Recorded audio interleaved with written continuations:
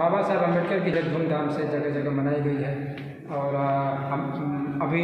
हम मौजूद हैं कासमाबाद में और मेरे बीच में रसड़ा से चलकर आए हुए राजीव कुमार पांडे जी हैं जो लगातार समाज के साथ साथ अन्य भी कार्य करते रहते हैं।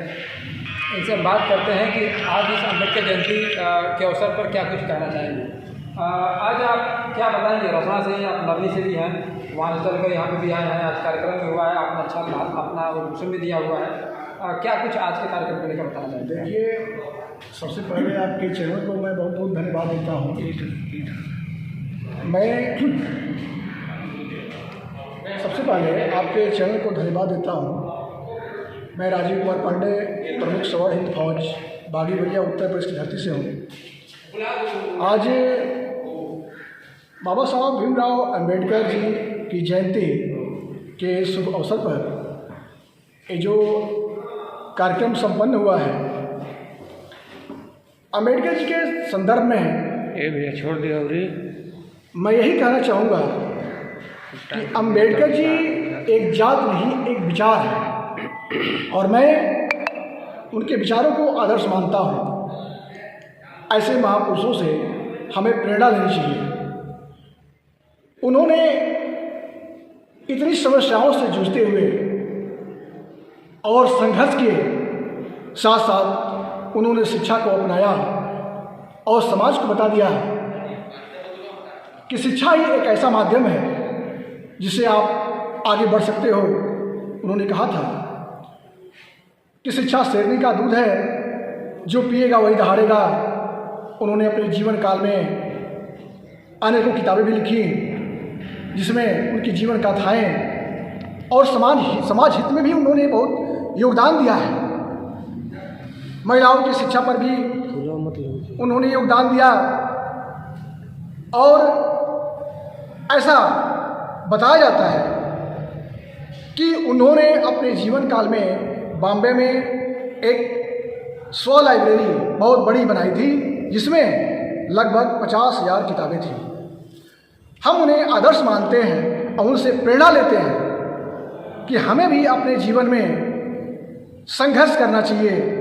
व्यवस्थाएं हमारी क्या हैं उससे विशेष कोई मतलब नहीं होना चाहिए। समाज में बेहतर योगदान और शिक्षा के प्रति हमारी जागरूकता अवश्य होनी चाहिए जिससे बेहतर समाज का निर्माण हो सके।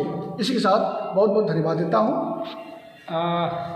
बाबा साहब के मूल मंत्र थे स्वतंत्रता, समानता, समता। बिल्कुल। इस संदर्भ में क्या कहना चाहेंगे? आज का परिवेश किधर जा रहा है? देखिए, किसी भी देश का, किसी भी समाज का एक मूल आधार होता है समानता। जिस देश के अंदर, जिस समाज के अंदर समानता न हो वह समाज, वह देश विकास नहीं कर सकता। इसलिए मैं मानता हूँ कि आज हमारे देश के अंदर जो जातिगत समस्याएं जो फैली हुई हैं इसका मैं घोर विरोध करता हूँ और यदि राष्ट्र विकसित करना है तो हम सभी को एक साथ होकर के काम करना होगा। आज के समय क्या कहना चाहेंगे? कहीं ना कहीं समाज अलग अलग रूपों में बट रहा है, आपकी राय क्या रहेगी? देखिए, जब हमारा देश आज़ाद हुआ था उसमें लगभग हमारी जनसंख्या 34 करोड़ के आसपास थी और आज लगभग 140 करोड़ की जनसंख्या हमारी है। तो जैसे जनसंख्या बढ़ी है इसमें तरह तरह के राजनीतिक दल अपने अपने राजनीति की रोटी सेकने के लिए, अपने पद को ग्रहण करने के लिए, सरकार बनाने के लिए तरह तरह की विडंबना, तरह तरह की बातें, तरह तरह के सोच इस समाज के अंदर लाए हैं जिससे समाज के लोगों में अभी बहुत सारे लोग ऐसे हैं जो पूर्ण रूप से शिक्षित नहीं हैं तो उनको मन से भाषण देकर के गुमराह कर देना और समाज के अंदर समाज के लोगों को तोड़ देना। इसलिए मैं समझता हूँ कि समाज कहीं ना कहीं अपने दिशा से भटक रहा है। अगर देखा जाए तो अभी हाल ही में सांसद का चुनाव हुआ, सनातन बाबा वहाँ से जीते हुए हैं जी। क्या कुछ कहेंगे उन्हें लेकर, उनके कार्यों को लेकर और इस समय क्या चल रहा है? देखिए, मैं किसी सांसद, किसी विधायक, किसी सांसद के विषय में बहुत ज़्यादा कुछ नहीं कहना चाहूँगा क्योंकि एक जातिगत विशेष बात होगी और मैं आज के समय में, इस समय, इस अवसर पर किसी राजनीतिक दल की मैं बात नहीं कर सकता बल्कि एक स्वस्थ और स्वच्छ समाज की मैं बात करने से पीछे नहीं हटूँगा।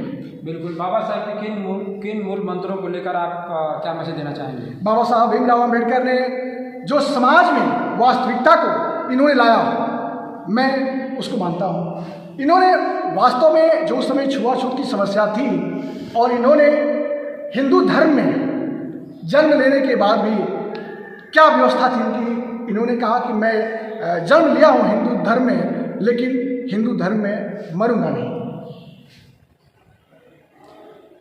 आने वाले नौजवानों के लिए मेरा यह संदेश होगा, हम भी नौजवान हैं, कि नव भारत का निर्माण करें और निजी स्वार्थ को छोड़कर समाज हित की बात करें, देश हित की बात करें, तभी हमारा समाज और हमारा देश स्वच्छ स्वस्थ रहेगा।